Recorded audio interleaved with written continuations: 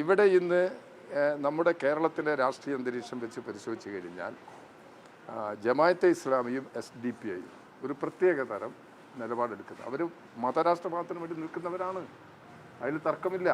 ആ നിലപാടിൽ അവർ മാറിയിട്ടില്ലല്ലോ. മതരാഷ്ട്രവാദത്തിന് വേണ്ടി നിൽക്കുന്നവരോട് ആർക്കും ഇടതുപക്ഷ ജനാധിപത്യ മുന്നണിക്ക് യോജിപ്പില്ല. മതരാഷ്ട്രവാദം എന്ന് പറയുന്നത് വർഗീയമാണ്. അതിനെ വിശദീകരിക്കണ്ടല്ലോ. അപ്പം അതുകൊണ്ട് ആണോ അത് നിങ്ങൾ ചോദിച്ചു പറ. ജമാഅത്തും SDP എടുക്കുന്ന നിലപാടാണ് PDP സ്വീകരിക്കുന്നത് എന്നുള്ളത് നിങ്ങൾ പരിശോധിച്ച് പറ. എനിക്കറിയില്ല, അത് നമുക്കറിയില്ല. അതൊരു വസ്തുതയല്ലേ. പീഡിപ്പിക്കുന്ന ഒരു വിഭാഗമല്ലേ, പീഡിപ്പിക്കപ്പെട്ട ഒരു വിഭാഗമല്ലേ അവർ. അതിൻ്റെ ഒന്നും വിശദാംശങ്ങളിലേക്കൊന്നും പോകാൻ ഞങ്ങൾ ഉദ്ദേശിക്കുന്നില്ല. PDP ഇപ്പം ഇടതുപക്ഷ ജനാധിപത്യ മുന്നണിക്ക് പിന്തുണ കൊടുക്കുന്നുണ്ട്. അത് അവരെ നിലപാടാണ്. അവരങ്ങനെ പറഞ്ഞിട്ട് പത്രത്തിൽ ഞാനും വായിച്ചു. അത് അവരെ നിലപാട്. വേറെ ബന്ധങ്ങളോ വേറെ നിലപാടുകളോ ഒന്നും ഞങ്ങളുടെ മുമ്പിലില്ല. ഈ പ്രശ്നം വളരെ നേരത്തെ തന്നെ ഇതിനോടുള്ള നിലപാട് ഞങ്ങൾ വ്യക്തമാക്കിയിട്ടുണ്ട്. കഴിഞ്ഞ പാർലമെൻറ്റ് തിരഞ്ഞെടുപ്പിലും പിന്നീട് നടന്ന ഉപതെരഞ്ഞെടുപ്പുകളിലും ജമാഅത്തും SDP-യും UDF-ൻ്റെ പക്ഷത്താണ്. അത് പരസ്യമായി അവർ വ്യക്തമാക്കിയിട്ടുള്ളതാണ്.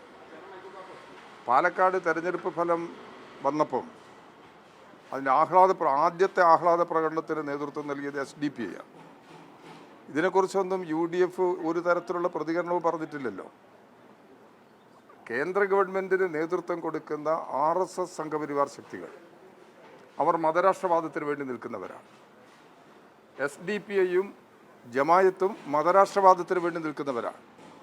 മതരാഷ്ട്രവാദം എന്ന് പറയുന്നത് വർഗീയതയാണ്. ഈ വർഗീയമായ നിലപാടിനോടൊപ്പമാണ് ഇവിടെ UDF കുറേ കാലമായി അവരുടെ നിലപാടുകൾ സ്വീകരിച്ചുകൊണ്ടിരിക്കുന്നത്. ഇത് ജനങ്ങൾക്ക് തിരിച്ചറിയാൻ കഴിയും. മതനിരപേക്ഷമായ നിലപാട് ഞങ്ങൾ ഉയർത്തിപ്പിടിക്കുമ്പോൾ വർഗീയ ശക്തികളെ ചേർത്ത് നിർത്തുന്നതിന് വേണ്ടിയുള്ള നിലപാടാണ് അവർ സ്വീകരിച്ചത്. പ്രത്യേകിച്ച് ജമാഅത്തും SDP-യും ഇന്ത്യൻ യൂണിയൻ മുസ്ലിം ലീഗ് അവരാണ് ഇവരെ മുന്നണിക്കകത്ത് കൊണ്ടുവരുന്ന ഏറ്റവും പ്രധാനപ്പെട്ട ശക്തി. ആ നിലപാട് അവർ തുടരുകയാണ് ചെയ്യുന്നത്. അതുകൊണ്ട് ജമാഅത്ത് അപ്പുറത്ത് പിന്തുണ കൊടുത്ത് പ്രഖ്യാപനം നടത്തിയതിൽ ഒരു അത്ഭുതത്തിനും വഴി നൽകുന്നില്ല. നേരത്തെ തന്നെ അവരെടുത്ത നിലപാടാണ്. UDF-ൽ സജീവമായി ഉറച്ചു നിൽക്കുക എന്ന സമീപനമാണ് ജമാഅത്ത് കുറേ കാലമായിട്ട് സ്വീകരിച്ചു വരുന്നത്.